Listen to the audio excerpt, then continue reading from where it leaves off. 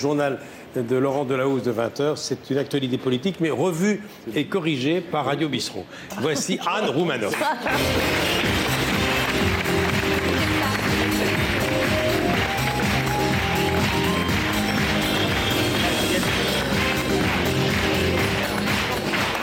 Bonsoir Anne. Vous avez vu l'intervention du président à la télé? C'était bien. C'est la première fois que je vois un président interviewer des journalistes.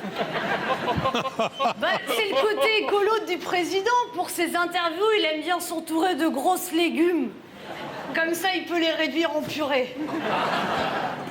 Vous avez vu qu'il y a eu un remaniement. Et moi, quand j'ai vu la nouvelle équipe de Mini, j'ai cru que c'était Raymond Domenech qui avait fait la sélection. Éric Besson, maintenant, il s'occupe de l'économie numérique. Maintenant, il va expulser des CD-ROM.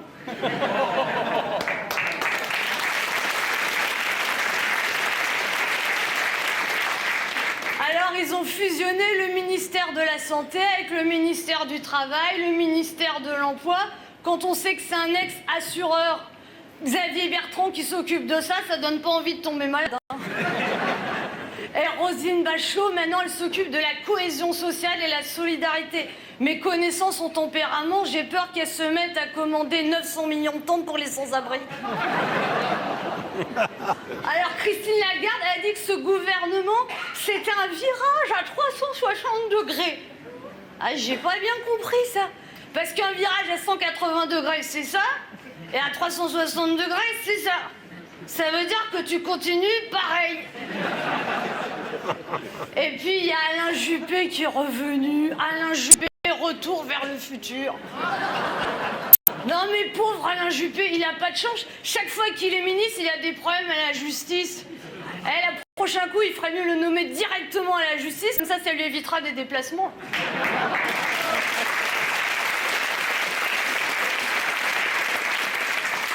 Oh, ne nous dis pas tout. Et l'histoire de Karachi, mon beau-frère, il comprend rien. Il croyait que les rétro-commissions, c'était des vieilles listes de courses. Mon beau-frère, lui, il pratique les bistro-commissions, c'est-à-dire qu'il peut pas s'empêcher de s'arrêter au bistrot chaque fois qu'il va faire les commissions. Et vous avez vu que l'affaire Bettencourt a été délocalisée à Bordeaux? Ils espèrent que, comme ça, dans une ville de liquide, ils vont arriver à noyer le poisson.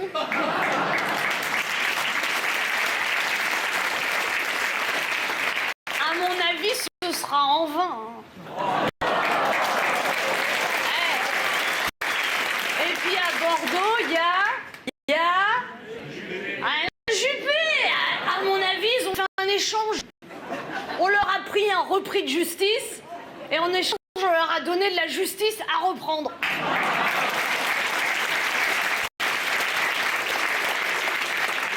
Vous avez vu les sondages? Il paraît qu'au deuxième tour, en 2012, Strauss-Kahn battrait Sarkozy à 62%. Je comprends pas. Parce que si Strauss-Kahn se présente, qui va être le candidat de gauche?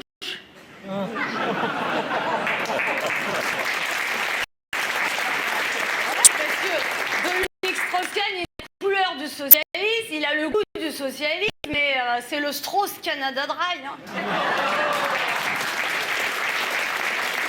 Et même François Hollande, il paraît qu'il battrait Nicolas Sarkozy. Vous avez vu que François Hollande, il a présenté sa nouvelle compagne dans Gala, il a dit « c'est la femme de ma vie ». C'est sympa pour Ségolène Royal, avec qui il a passé 30 ans.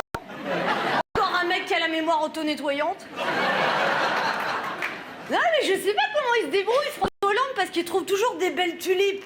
Mais enfin, comme dit mon beau-frère, ça l'empêchera pas de l'avoir encore dans l'oignon.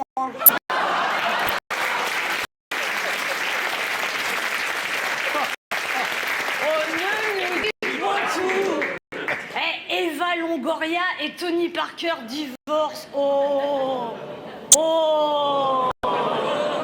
Il a été pris en train de mettre la main à dos de panier. Franchement, il est pas malin, Tony Parker, parce qu'il a gardé les SMS. 100 SMS, il a gardé. On te chope avec un SMS, tu peux dire, alors vraiment, je sais pas du tout ce que c'est. 2 SMS, tu peux dire c'est une folle, mais 100. C'est sûr, t'as répondu au moins une fois. Non, c'est dommage parce que Eva Longoria et Tony Parker, ils avaient tout pour être heureux. Ils étaient jeunes, ils étaient beaux, ils étaient riches, ils étaient célèbres, ils habitaient pas ensemble. Et le fils de Diana va se marier et à sa petite fiancée, il lui a offert la bague de sa mère. Bah c'est gentil, mais c'est un peu de mauvais goût, hein. Heureusement qu'il lui a pas offert la Mercedes.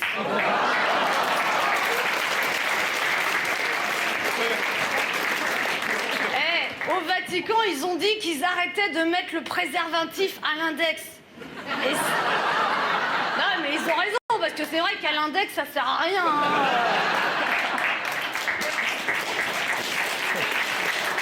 Et là, l'économie irlandaise va mal. Oh, mais moi, pour les aider, j'ai acheté du whisky. Hein.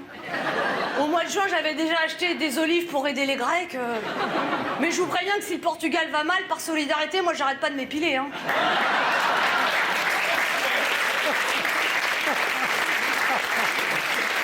En tout cas, aujourd'hui, comme dirait Petula Clark, les économies européennes, elles sont vraiment dans la gadoue, la gadoue.